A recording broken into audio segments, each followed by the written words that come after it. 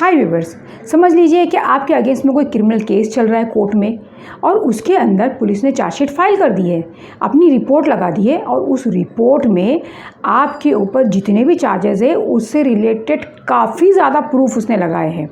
आपको ऐसा लगता है भाई अब इसके अंदर से तो साफ तरीके से निकलना बहुत मुश्किल है, तो आपका दिल क्या करता है कि आप रोए, गिड़गिड़ाएं और जज के सामने बोले प्लीज़ जज साहब मुझे माफ़ कर दीजिए, आज के बाद मैं ये कभी नहीं करूँगा प्लीज़। और जज जो है वो आप पे मेहरबान हो जाए और आपको छोड़ दे।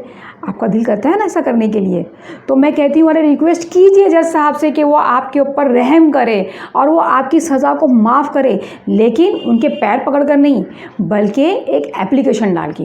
वो कैसे मुमकिन है वो मैं आपको इस वीडियो में बताऊँगी, इसीलिए मेरा ये वीडियो अंत तक ज़रूर देखिएगा, मेरे वीडियो को लाइक कीजिएगा, मेरे चैनल को सब्सक्राइब ज़रूर कीजिएगा। तो व्यूअर्स, ये जो मेरा सीरीज़ चल रहा है कि how to complete your criminal cases at the earliest, यानी कि अपने विरुद्ध चल रहे क्रिमिनल केसेस का निपटारा जल्द से जल्द आप कैसे करें, तो उसके बाद की ये सीरीज़ है। इसके पहले की सीरीज़ आप आई बटन में देख रहे होंगे कि मैंने जो इसके पहले कुछ सीरीज़ बनाई है। ये वाला कहता है कि अगर आपके विरुद्ध कोई ऐसे चार्जेस लगे हैं जिसकी सज़ा 7 साल के नीचे है, देखिए ना ही उसके अंदर 7 साल के ऊपर का कोई प्रावधान नहीं होना चाहिए उस सज़ा में, सिर्फ वो 7 साल के नीचे की सज़ा है उसके अंदर। दूसरा, वो सोशो इकोनॉमिक कंडीशंस को डिस्टर्ब करने वाला नहीं हो, यानी कि हमारी सोसाइटी को डिस्टर्ब करने वाला कोई ऑफेंस नहीं हो। अब वो सोशो इकोनॉमिक कंडीशन क्या होगी, वो central government time to time अपना नोटिफाई करेगी और हमको बताएगी कि भाई ये ऑफेंस जो है वो सोशो इकोनॉमिक कंडीशन को ख़राब करने वाले ऑफेंस है। तीसरा, कि वो किसी महिला से रिलेटेड नहीं होना चाहिए, कोई छेड़छाड़, इवन मामूली सा छेड़छाड़ का भी मामला नहीं होना चाहिए, किसी फीमेल से रिलेटेड नहीं होना चाहिए। चौथा, वो किसी छोटे बच्चे जो 14 साल के अंदर के हो उनके अगेंस्ट में कोई क्राइम नहीं होना चाहिए। अगर ये सारे आपके क्राइटेरिया पूरे होते हैं और चार्जशीट फाइल हो गई है, या तो प्राइवेट केस है, प्राइवेट केस में आपके अगेंस्ट में प्रोसेस इशू हो गया है, समन्स आ गया है आपके पास, तो अभी आप क्या कर सकते हैं, तो ऐसे केसेस के अंदर आप मैटर को सेटल करके मामले को रफा दफा करके ख़त्म कर सकते हैं।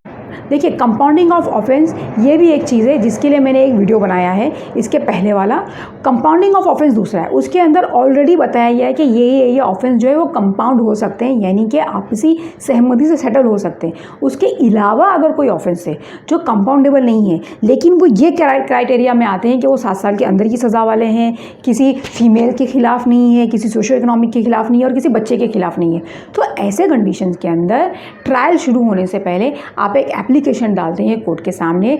वो कोर्ट के सामने जो एप्लीकेशन जाता है वो कंसीडर किया जाता है कोर्ट में।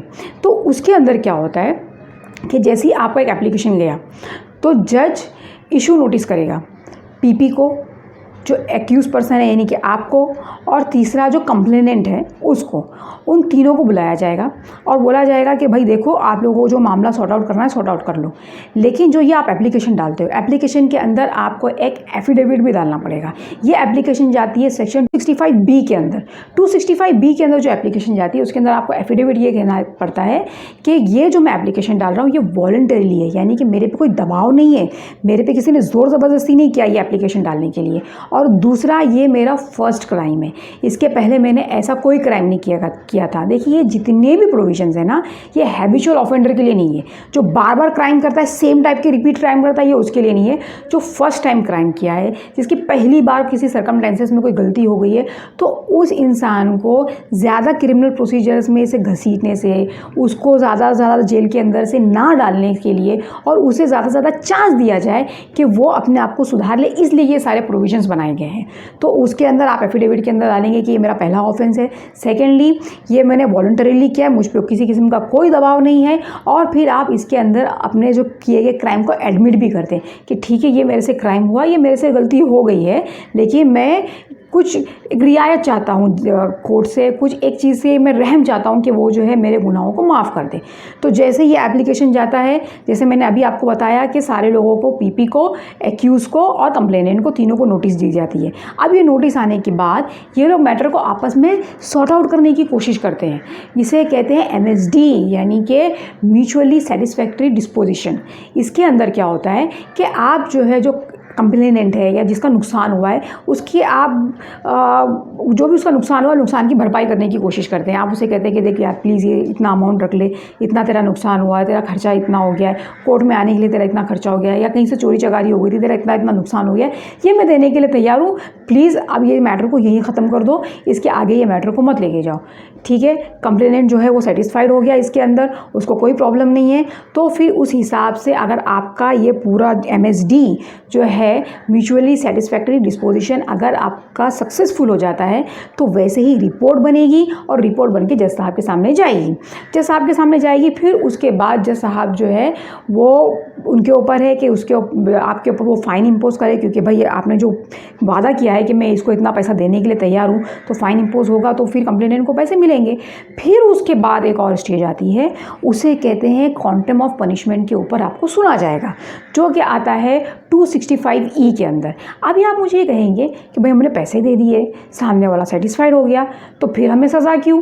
सही बात है कि आपको सज़ा क्यों, लेकिन ये जो है ये एक तरीके का पैसे से लिया हुआ लेन देन या कोई सौदा नहीं है। हालांकि नाम है प्ली बार्गेनिंग, लेकिन ये कोई लेन देन वाला सौदा नहीं है जिसमें आप जो है अपने लिए आज़ादी खरीद रहे हो। नहीं, अगर आपको रियायत मिलेगी तो किसी सेक्शन के अंदर, किसी प्रोविज़न के अंदर आपको रियायत मिलेगी।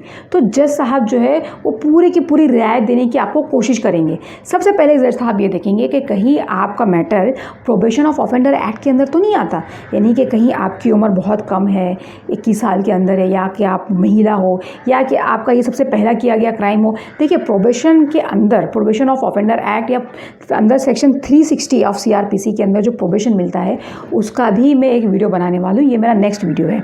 उसके अंदर अगर आपका मैटर फिट होता है तो आपको प्रोबेशन के बेसिस पे छोड़ दिया जाएगा। उसके दो तरीके होते हैं, या तो आपसे एक श्योरिटी ली जाएगी और श्योरिटी लेके आपको छोड़ दिया जाएगा, दूसरा जो है आपको एडमोनिशन में छोड़ दिया जाता है। एडमोनिशन का मतलब होता है कि आपको समझा कर, आपको एक तरीके के बोल के कह दे कि भैया आपकी पहली गलती हम माफ़ करें, अगली बार हम नहीं माफ़ करेंगे, अगली बार ऐसा नहीं करना, तो इस तरीके से वार्निंग देके छोड़ दिया जाता है। तो अगर आपका वो कैटेगरी के अंदर अगर आप हैं और आपका ऑफेंस उस कैटेगरी में आता है तो इस तरीके से आपको छोड़ दिया जाएगा। लेकिन अगर आप उस कैटेगरी में फिट नहीं होते हैं तो उस केस में क्या किया जाए?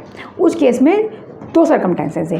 एक, अगर ऑफेंस के अंदर कोई मिनिमम पनिशमेंट मेंशन की गई है कि इसको कम से कम 6 महीने की तो सज़ा होगी और ज़्यादा से ज़्यादा इतने साल की सज़ा होगी, तो जज साहब क्या करेंगे, जो मिनिमम पनिशमेंट है ना, जैसे कि 6 महीने की, उसकी आपको आधी सज़ा देंगे। बोलेंगे भाई एक काम को, तू 3 महीना जेल काट ले और तू फ्री। ठीक है, मिनिमम अगर मेंशन किया गया है तो उसकी 3 महीने की आपको आधी सज़ा देगी और छोड़ दिया जाएगा। लेकिन अगर समझ लीजिए मिनिमम नहीं है और कहा गया है कि इसको इतनी से इतनी एक्सटेंडेड सज़ा दी जाएगी, तो उस केस में क्या किया जाए? उस केस में जज साहब आपको 1/4 यानी कि उसकी 1/4 सज़ा आपको देकर आपको छोड़ दे सकते हैं। अब ये बात तो ये तय हो गई कि भाई आप छोड़ जाओगे, जितनी हो सके उतनी रियायत जो है जज साहब आपको देंगे इसके अंदर। लेकिन अगर आपका ये एप्लीकेशन जो है, ये MSD अगर नहीं हो पाया, अगर ये आपकी एप्लीकेशन रिजेक्ट हो गई, तब क्या? तब कुछ भी नहीं, आपके ऊपर कोई एक्स्ट्रा सज़ा नहीं होगी। जहाँ आपका केस रुका हुआ था वहीं से फिर से चलना शुरू हो जाएगा। फिर आप बोलेंगे कि भाई लेकिन हमने तो एप्लीकेशन डाला था, एप्लीकेशन के अंदर तो हमने सारी चीज़ें एडमिट कर ली, एक्सेप्ट कर ली कि हमसे ये गुनाह हुआ है, तो वो कहीं एक तरीके का कन्फेशन तो नहीं है? तो जी बिल्कुल नहीं, इसके लिए आप बेफिक्र रहिए। उसके लिए एक सेक्शन है, सेक्शन 265K, वो ये कहता है कि ये दिया गया स्टेटमेंट, एप्लीकेशन के अंदर जो स्टेटमेंट है उसको सिर्फ़ और सिर्फ प्ली बार्गेनिंग के लिए ही इस्तेमाल किया जाएगा, इसके अलावा किसी और चीज़ के लिए इस्तेमाल नहीं किया जाएगा। आगे की कोई भी स्टेप्स के लिए, कोई भी प्रोसीडिंग के लिए इस्तेमाल नहीं किया जाएगा। तो इसीलिए व्यूअर्स, मेरे आपसे ये रिक्वेस्ट है, अगर आप अपने मैटर को जल्द से जल्द ख़त्म करना चाहते हैं और आपका मैटर इसी के अंदर अगर ऑफेंस जो मैंने अभी बताया था 7 साल के अंदर का ऑफेंस है, तो आप एक चांस ज़रूर लीजिए। आप कोशिश कीजिए कि इस मैटर को इस तरीके से रैप अप करें, क्योंकि अगर इस ज़्यादा से ज़्यादा क्या होगा, अगर रिजेक्ट हो भी गया तो आपकी मैटर तो नॉर्मली चलनी शुरू हो जाएगी। तो इसी तरीके से अभी मेरा नेक्स्ट वीडियो रहेगा कि अगर आप प्रोबेशन के अंदर आते हैं तो किस तरीके से आप आराम से तो नहीं कह सकती कि आप किस तरीके से इसमें से निकल सकते हैं, आपके पास क्या क्या रास्ते हैं। तो इसीलिए मेरा अगला वीडियो ज़रूर देखिएगा। Thank you so much.